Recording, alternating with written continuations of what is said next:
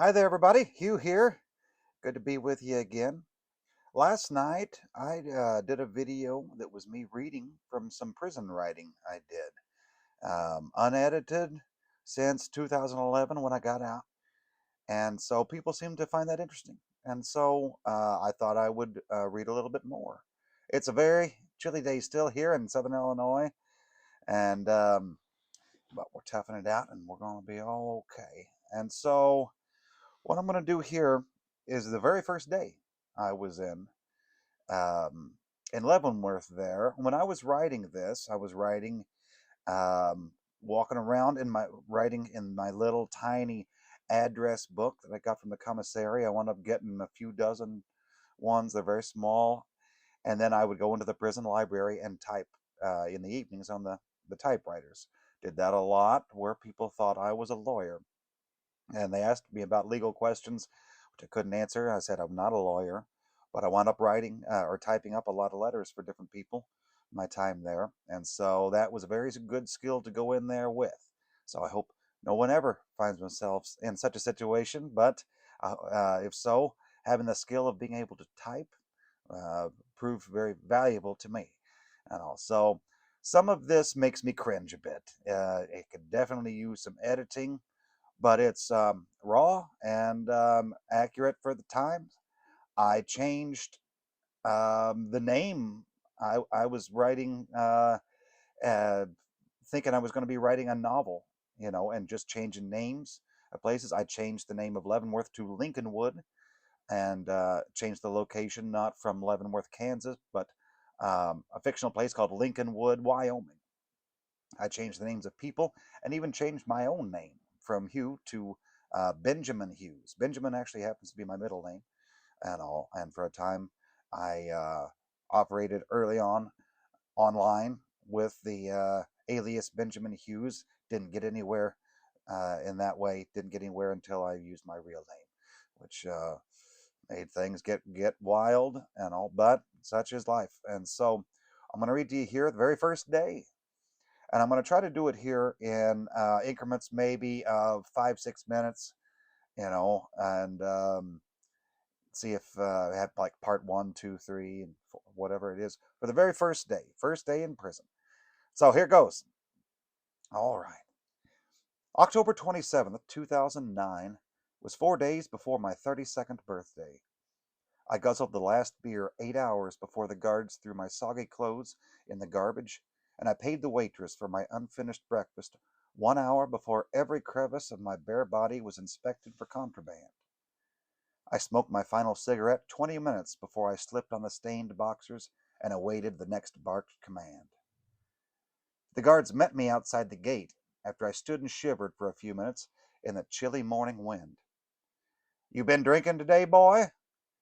"No, sir, not today." I told them who I was, and they brought me inside for processing. They took my picture and my clothes and my money.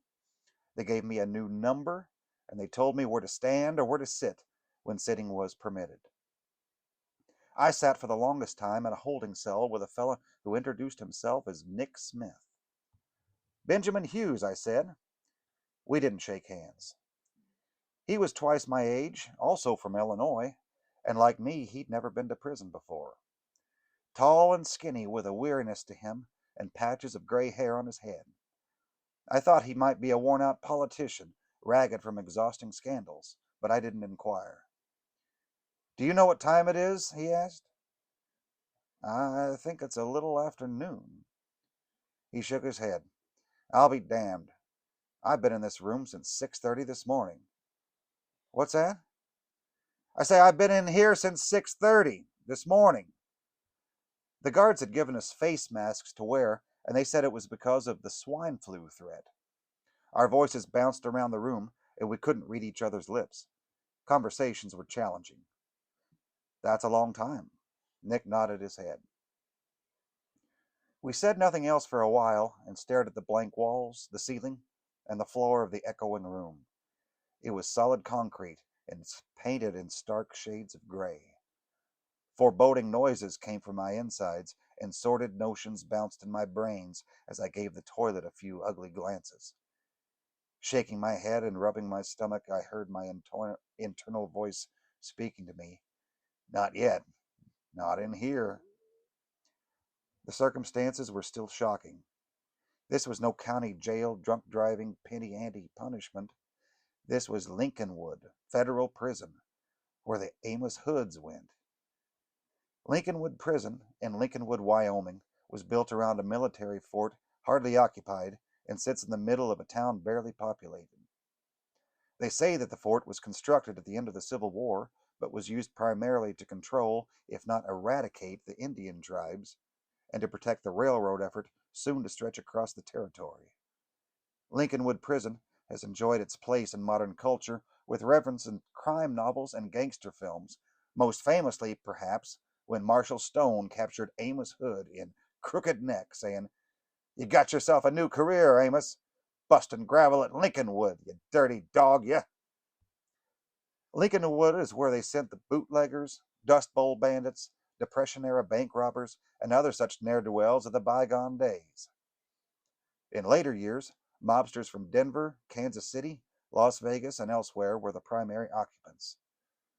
Prisoners came from all over, even though the Federal Bureau of Prisons has a policy to keep inmates within 500 miles of their homes. Like many other rules, it is often overlooked. Among the notable residents is Tyrone Mosley, who lives under 24-hour surveillance and bright lights that never dim. Tyrone was doing 15 years for armed robbery in a Pennsylvania penitentiary and decided to file his dentures down into fangs.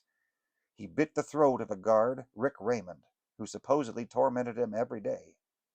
Mosley was sent to Lincolnwood to serve the rest of his sentence as well as the life sentence for Raymond's death, because things moved slow at Lincolnwood. Kevin Horowitz made a daring and embarrassing escape from Lincolnwood by posing as a prison inspector back in the late 70s. Horowitz was a former CIA operative charged with espionage and supplying the former Soviet Union with information back in the late 60s. He acquired street clothes and a clipboard, strolled casually through the prison and up to a front entrance, examining the sprinkler system and fire extinguishers along the way. At that time, the prison administration was dealing with reformers calling out for change in the prison system.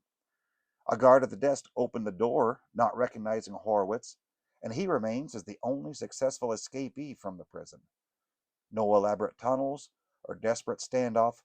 He just recognized an opportunity and was prepared to act on it. According to an online fan page, Lincolnwood was home to some other famous ruffians. Seamus the Scotland Shotgun Shelley and Wilbur Cross-Eyed Williams. I knew of Shelley from the grade school folk song, "Put your hands up in the air, me name is Shotgun Shelley, or else I'll blow your stinking guts out of your doggone belly." It's a macabre tune for children. They were both colorful characters, spared a glorious demise in a gun battle, unlike their colleagues John Dillinger and Pretty Boy Floyd. Shelley died behind the walls of Lincolnwood, but Williams was released as an old man who died a couple of years later, the same year I started high school.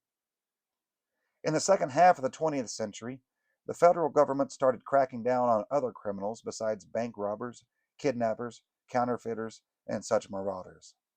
They started putting away more politicians, tax evaders, loan sharks, and all sorts of assorted fraudsters. The most drastic increase, however, came from small-time drug dealers. The war on drugs filled prison populations far beyond capacity, and the packed fortresses were crowded with petty criminals serving comparatively shorter sentences. They were fed like fish to the ruthless and seasoned convicts, and after enough of them got raped and butchered, the system changed. Alternate prisons were built, often adjacent to the large maximum security joints, and they housed the nonviolent short-timers.